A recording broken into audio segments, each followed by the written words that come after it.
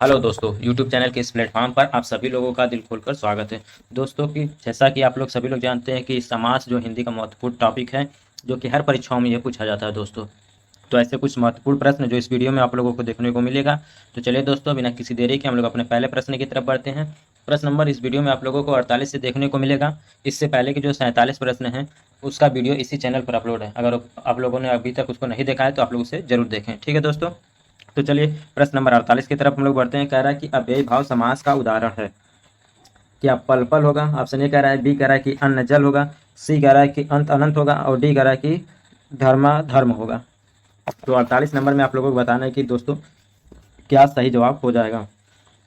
तो अव्ययी भाव समास में बात किया जाए दोस्तों, जहाँ पर दो संज्ञा का दोहराव होता है वहाँ पर क्या हो जाएगा, तो अव्ययी भाव समास होता है। यानी कि 48 नंबर में क्या हो जाएगा दोस्तों, तो पल पल जो है अव्ययी भाव समास होगा।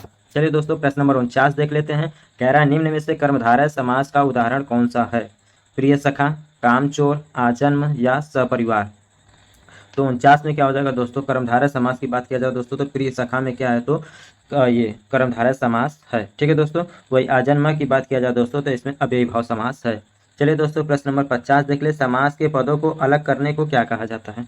क्या विच्छेद कहा जाता है, बदलाव कहा जाता है, विक्रय कहा जाता है या विभक्ति कहा जाता है?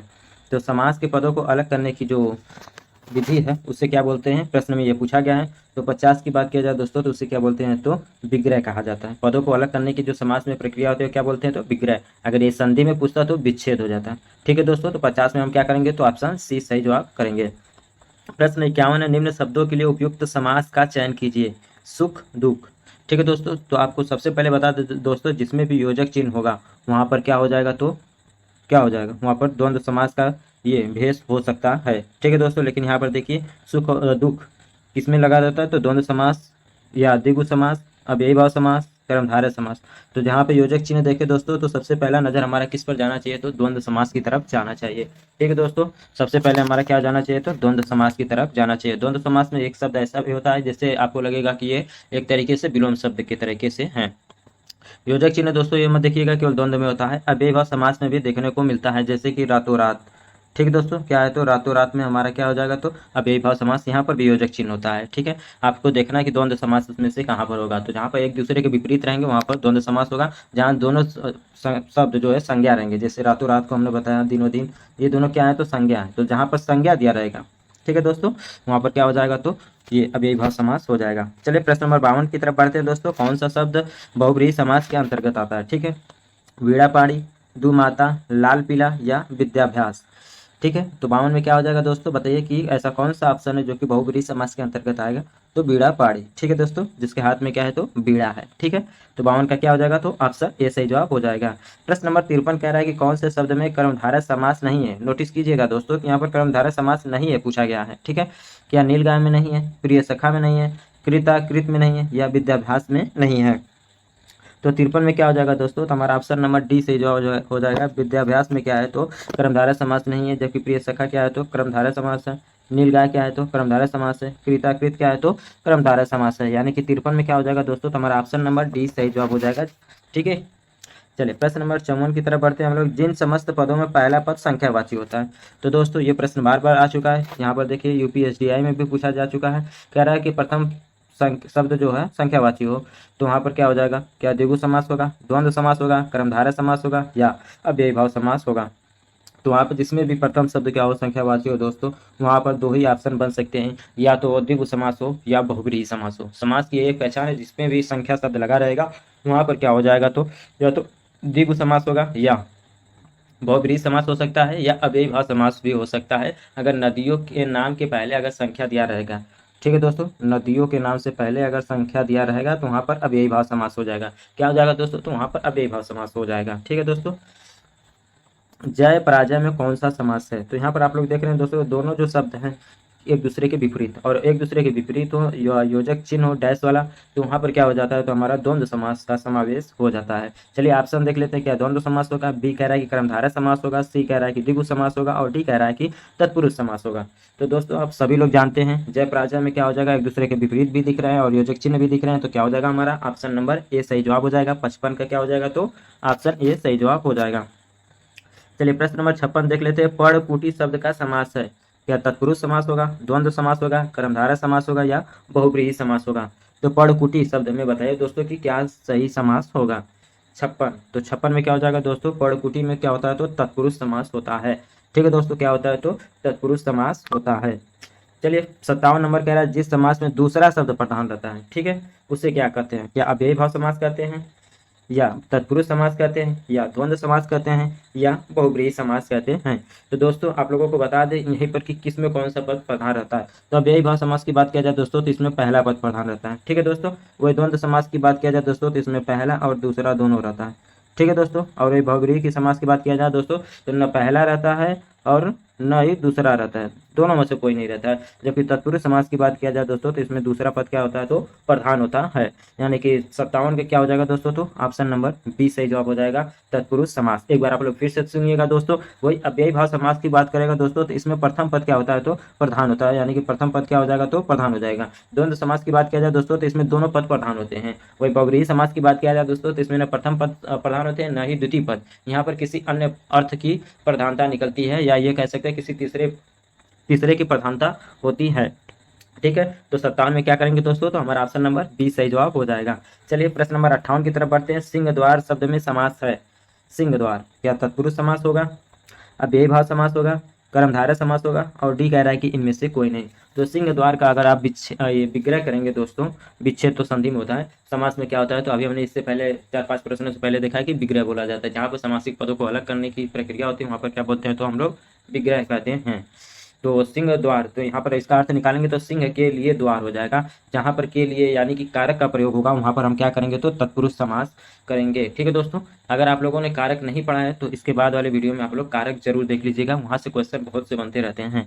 ठीक है दोस्तों, कारक एक ऐसा चैप्टर है जो कि बहुत से चैप्टरों में इन्वॉल्व होता है।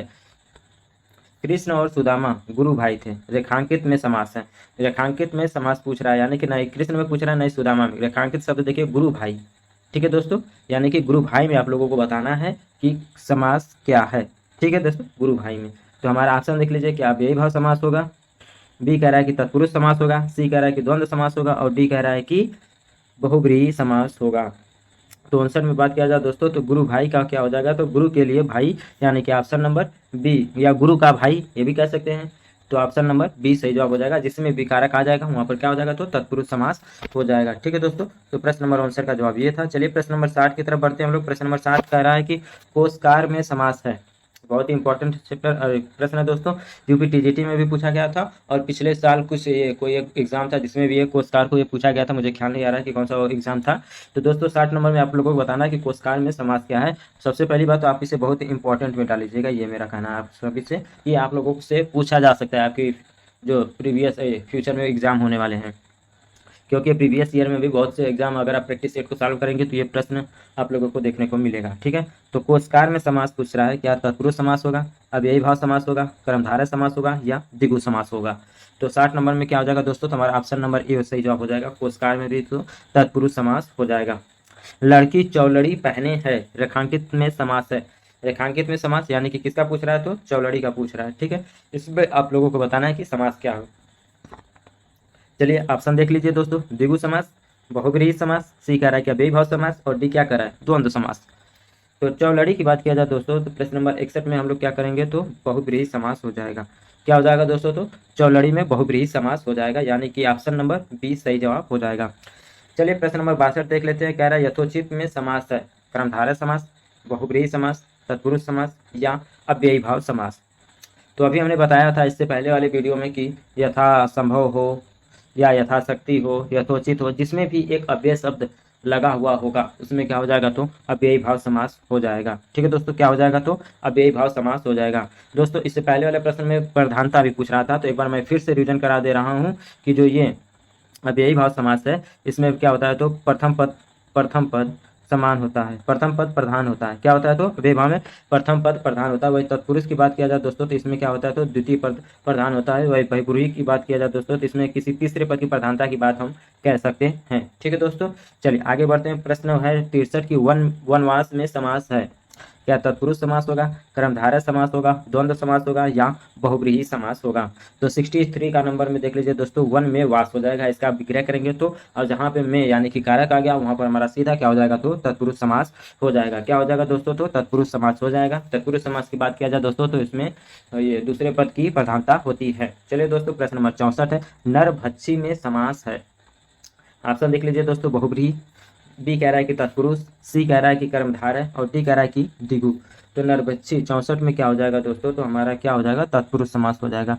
क्या हो जाएगा दोस्तों, तो तत्पुरुष समास 64 में ऑप्शन नंबर बी सही जवाब हो जाएगा। चलिए दोस्तों, प्रश्न नंबर 65 भी यही से देख लेते हैं कि नीलांबर में समास है। क्या तत्पुरुष समास है, कर्मधारय समास है, बहुव्रीहि समास है या द्विगु समास है।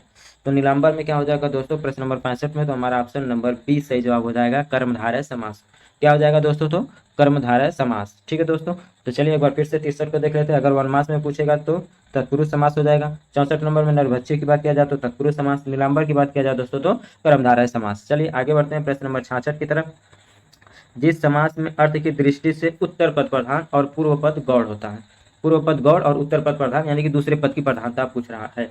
ठीक है दोस्तों, क्या पूछ रहा है, तो दूसरे पद की प्रधानता। तो हमने पहले ही बताया था दूसरे पद किसमें होता है, तो तत्पुरुष समास में। पहला पद प्रधानता की बात किया जाए दोस्तों तो किसमें होता है, तो ये अव्ययी भाव समास में। तो कुछ ये सब प्रधानता से भी प्रश्न पूछे जाते हैं।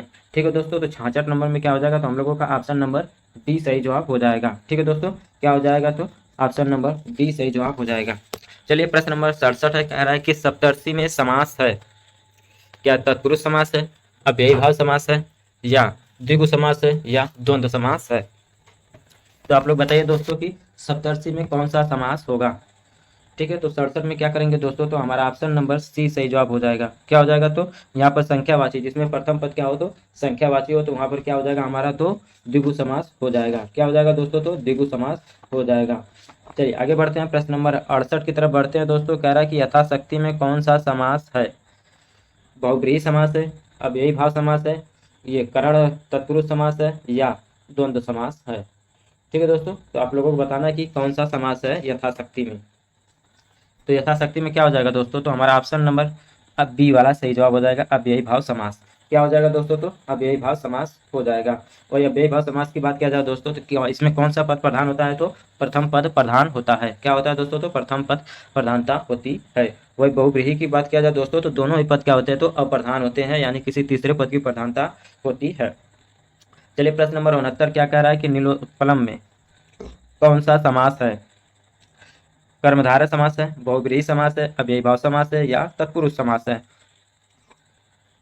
तो 69 में क्या हो जाएगा दोस्तों, तो हमारा ऑप्शन नंबर ए सही जवाब हो जाएगा। नीलोत्पलम में क्या है, तो कर्मधारय समास है। क्या है दोस्तों, तो कर्मधारय समास है। और कर्मधारय समास की बात किया जाए दोस्तों तो इसे अभी तक हमने नहीं बताया, इसमें क्या होता है, तो दूसरे पद की प्रधानता होती है। ठीक है दोस्तों, इसमें क्या होता है, तो दूसरे पद की प्रधानता होती है। दूसरे पद की प्रधानता में बात किया जाए दोस्तों तो तत्पुरुष होता है, कर्मधारय होता है और द्विगु समास होता है। क्या क्या होता है दोस्तों, एक बार फिर से सुन लीजिए, तत्पुरुष, द्विगु और क्या, तो कर्मधारय समास क्या होते हैं, तो ये दूसरे पद की प्रधानता होती है। प्रश्न नंबर 70 है कि धनुर्बाण में किस तरह का समास है। कर्मधारय समास है, बहुव्रीहि समास है, कर्मधारय समास है या द्वंद्व समास है। तो 70 नंबर में क्या हो जाएगा दोस्तों, तो ऑप्शन नंबर धनुर्बाण, तो धन ये धनुष और बाण। ठीक है, धनुर्बाण क्या हो जाएगा, तो 70 में ऑप्शन नंबर डी सही जवाब हो जाएगा। ऑप्शन नंबर डी सही जवाब हो जाएगा। प्रश्न नंबर 71 कह रहा है दोस्तों कि धनंजय में समास है। 71 क्या द्वंद्व समास है, कर्मधारय समास है, बहुव्रीहि समास है या अव्ययी भाव समास है। तो क्या हो जाएगा दोस्तों, तो ये धनंजय में क्या होता है, तो बहुव्रीहि समास होता है। चलिए आगे बढ़ते हैं, शोकाकुल में समास है। क्या तत्पुरुष समास है, कर्मधारय समास है, बहुव्रीहि समास है या अव्ययी भाव समास है। तो 72 का क्या सही जवाब हो जाएगा दोस्तों, तो हमारा ऑप्शन नंबर ए सही जवाब हो जाएगा, तत्पुरुष समास।